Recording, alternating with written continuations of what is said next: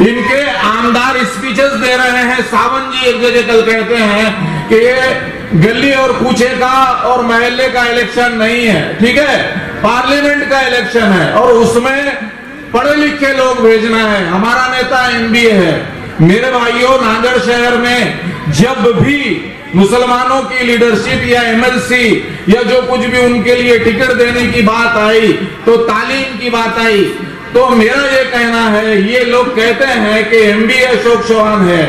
जब अब्दुर्रहमान सिद्दीकी को, जो एडवोकेट, बारी सिद्दीकी एडवोकेट, जो इनके आबा अजदाद कांग्रेस में थे, वो आज है।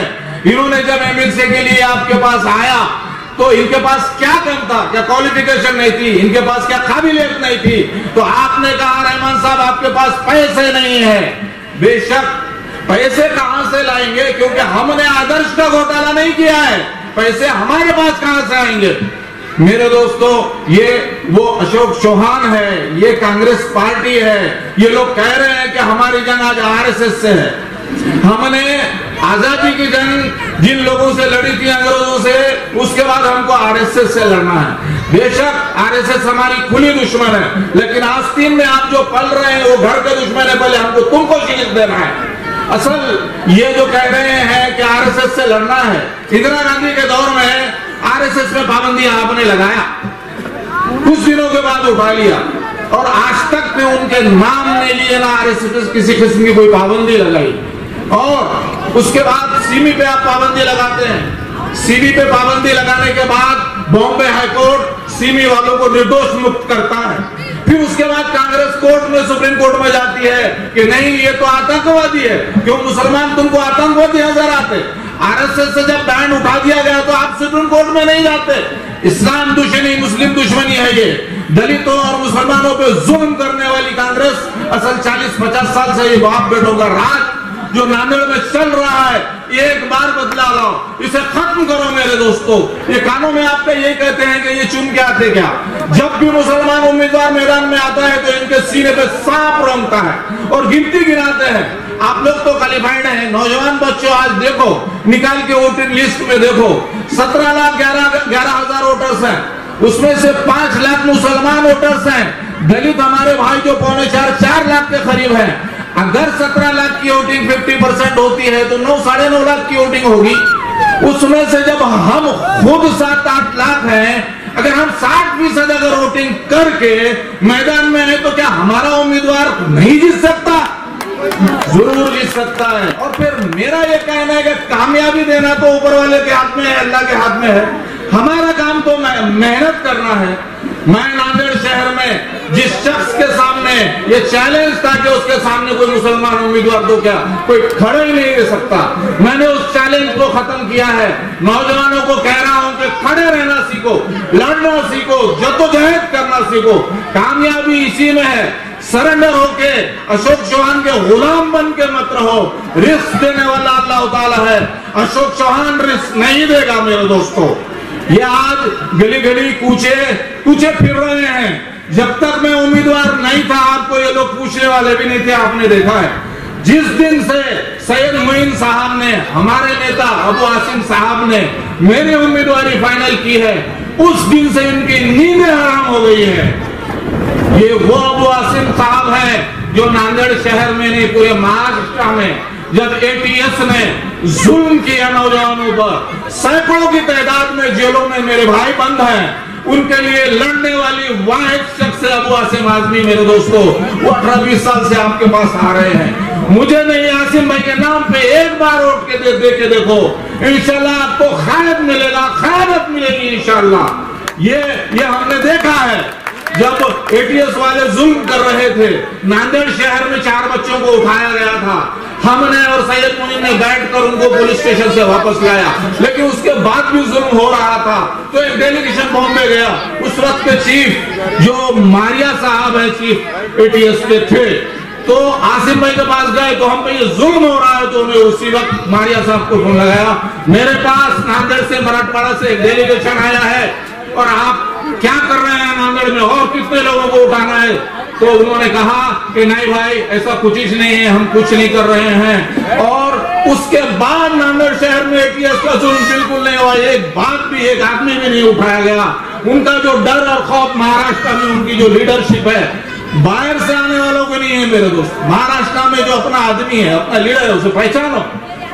वक्त की जरूरत है। बहुत कुछ बोलना था, बहुत कुछ बोलना है, लेकिन अब आपको हमारे नौजवान कायद सैयद मोइन साहब को सुनना है। मेरी इतनी ही बात कि मेरी निशानी है साइकिल साइकिल साइकिल। 18 तारीख को आप एक मर्तबा आसिम भाई के नाम पर साइकिल पर बटन दबाइए, इंशाअल्लाह आपको क़यादत मिलेगी, क़यादत मिलेगी, क़यादत मिलेगी। अल्लाह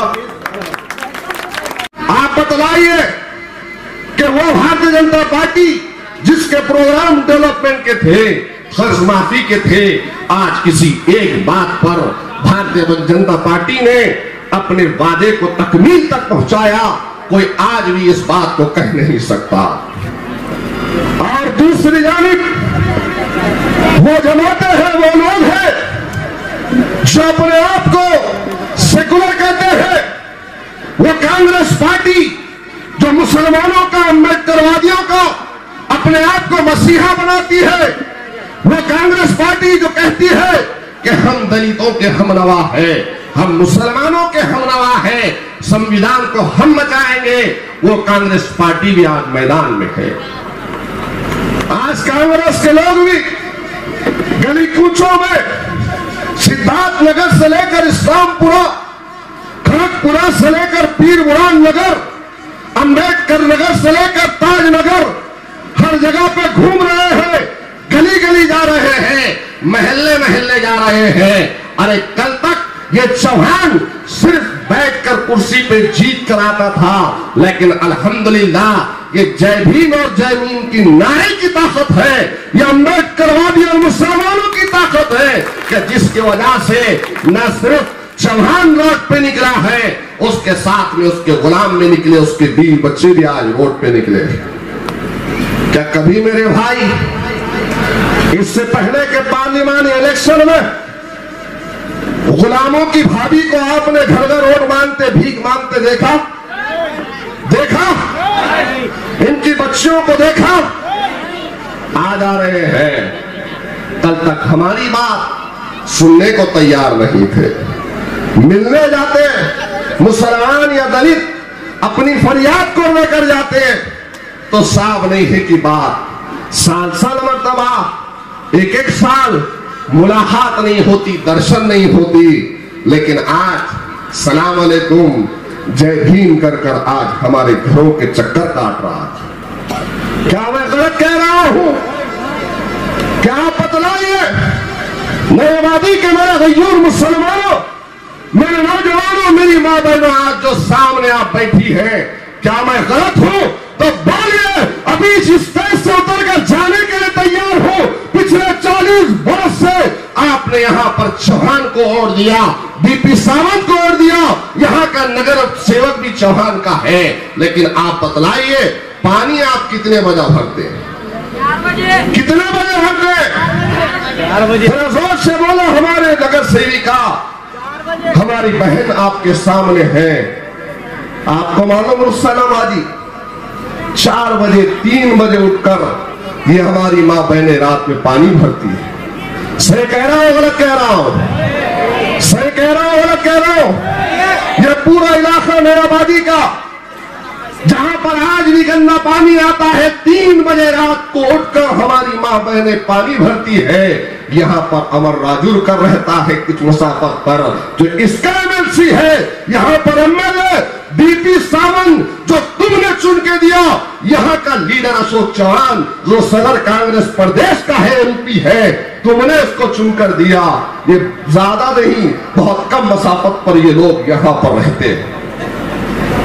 आप बतलाइए डेवलपमेंट की बात, बहुत सारे वादे, इतने वादे किए, पानी का क्या हुआ? आप बतलाइए कि आज 3-3 बजे उठकर हमारी माँ बहनें पानी भरती है। अभी बताया एक नौजवान ने, काम चल रहा था पानी का, उसको भी खत्म कर दिया। यह है, ये कांग्रेस का दोहरा रवैया है कि जब मुसलमानों के दरमियान में, दलितों के दरमियान में आते हैं तो एक ही वादा, एक ही बात कि देखो बीजेपी को रोकना है। बरस से यही हमको समझाया गया, कभी ठाकरे को रोकना है, कभी मोदी को रोकना है, अब हमारी नस्लों को योगी को रोकना है। यही बातें कह कर वोट लोगे, क्या यही सुनोगे हम? अरे कई मोदी आए, कई चले गए, कई योगी आए चले गए, ठाकरे आए चले गए, लेकिन अल्हम्दुलिल्लाह इस्लाम कल भी जिंदा था, इस्लाम आज भी जिंदा है, और जब तक इस रूह जमीन पर एक भी कलमे वाला बाकी रहेगा, इस्लाम जिंदा रहेगा। बहुत डराया गया मेरे भाई, आज तो अशोक चौहान खुद डर रहा है। मुस्लिम महलों में, मुस्लिम इलाकों में, मुस्लिम जलसों में नहीं आता। अगर मीडिया के लोग हैं तो बतलाएंगे मैं सच कह रहा हूं कि झूठ कह रहा हूं। एक भी जलसे में मुस्लिम इलाकों में नहीं आया, एक भी, कि कहीं फोटो उतार कर अगर कोई अखबार में या फेसबुक पर डाल ले तो हिंदू नाराज ना हो जाए। आज कांग्रेस के मैनिफेस्टो को आपने पढ़ा? कांग्रेस के मैनिफेस्टो में कहीं पर भी लफ्ज मुसलमान, ईसाई और दलित को लिखा ही नहीं गया। यह कांग्रेस का मैनिफेस्टो है। कांग्रेस अपने आप को बहुत सेकुलर कहती है ना, तो 2 दिन पहले कांग्रेस का गुलाम चौहान के आवाजदार से आता हुआ गुलाम नबी आजाद नाके के अपने जलसे में किसकी तारीफ कर रहा था मालूम है आपको? 2 दिन पहले का रिकॉर्ड निकाल के देखिए। 2 दिन पहले गुलाम नबी आजाद हुमा मस्जिद के सामने के जलसे में एडवाणी की तारीफ किया, एडवाणी की तारीफ किया, और दीगर वो जो बीजेपी के लीडरान हैं वाजपेयी की तारीफ किया, दीगर लीडरान की तारीफ किया। यह है कांग्रेस, और सिर्फ हमको बता रहे, बोला ऐसा नहीं तो ऐसा हो जाएगा, कैलकुलेशन कर रहे, इतने वोट है, ऐसा है वैसा है, कुछ नहीं है। लफ्ज का ला इलाहा इल्लल्लाह मुहम्मद रसूलुल्लाह कहने वाला एक मुसलमान खड़ा है, दलितों की ताकत पर खड़ा है, अंबेडकर वादियों की ताकत पर खड़ा है, तो आज वही डर उसको सता। आप बतलाइए कि मिजोरम में अभी हालिया दिनों में इलेक्शन चल रहा है, तो मिजोरम में बीजेपी के साथ में कांग्रेस का वहां पर अलायंस है, और हमको बोल रहे, हमको डरा रहे, वहां पे इनका चोली दामन का साथ, और यहां अखबारात के बयानात देखे तो पलट पलट कर बोले बीजेपी को डराना, बीजेपी को हराना। हमको डरा रहे, क्या हम डरने वाली कौम है? क्या हमने कभी डरा है? न कभी डरे हैं, न कभी डरेंगे। और आज मैं कह रहा हूं खुलकर, आज यहां पर मेरी बात को सुनने वाले गौर से सुनो। अगर पुलिस का अमला भी है तो मेरी बात को लिखो। पिछले कई वर्षों से जो तुम लोग कांग्रेस के अपने लीडर अशोक चौहान को मुसलमानों का, दलितों का खैर खा समझते हो, तो बतलाओ, नई आबादी की इस मस्जिद के सामने जब कभी भी डॉक्टर बाबा साहेब अंबेडकर का यहां से जुलूस जाता है, जयंती मनाई जाती है, तो बड़ी खुशी के साथ मनाई जाती है। किसी में कोई डर होता है ना खौफ होता है। यहां पर सब खुशहाली के साथ डॉक्टर बाबा साहेब अंबेडकर की जयंती को मनाते हैं नहीं मनाते? अब रामनवमी है, रामनवमी है नहीं है? रामनवमी के मौके पर खौफ का माहौल क्या होता है यहाँ पर? चौहान, तुझसे मेरा सवाल है, तू तो एक सेकुलर हिंदू है ना, तो बतला, इस मस्जिद के सामने जब डॉक्टर भीमराव अंबेडकर की जयंती पर दीवार नहीं लगती, तो तेरे इस रामनवमी के मौके पर दीवार क्यों लगती है? क्या खौफ नहीं होता मेरे भाई? क्या डर का माहौल नहीं होता? अल्हम्दुलिल्लाह हमारे अंबेडकर भाई अंबेडकरवादियों की जयंती होती है तो खुशी का माहौल होता है, खुशगवार माहौल होता है। जश्न ईद मिलादुन नबी का माहौल भी एकदम खुशगवार होता है। एक दूसरे को पानी पिलाते हैं, शरबत पिलाते हैं। मनीष भाई ने कहा कि मोइन है अपने को अंबेडकर जयंती के मौके पर यहाँ पर प्रोग्राम रखकर खाना खिलाना है। मैंने बोला बिल्कुल, ये भी मेरी ख्वाहिश है, लेकिन बतलाइए कि आज इस माहौल को खराब अगर किया जा रहा है तो कांग्रेस के लीडर का रोल क्या है? बीच पे आकर क्या वो नहीं कह सकता कि यह मस्जिद है, यह अल्लाह का घर है, मुसलमान मुझे और देते हैं, मुसलमानों को तकलीफ मत दो? क्या नहीं कह सकता? नहीं कह सकता, हरगिज़ नहीं कह सकता। वो इसलिए नहीं कह सकता कि 1992 में तुम्हारे और मेरे अल्लाह का घर बाबरी मस्जिद को शहीद किया जा रहा था।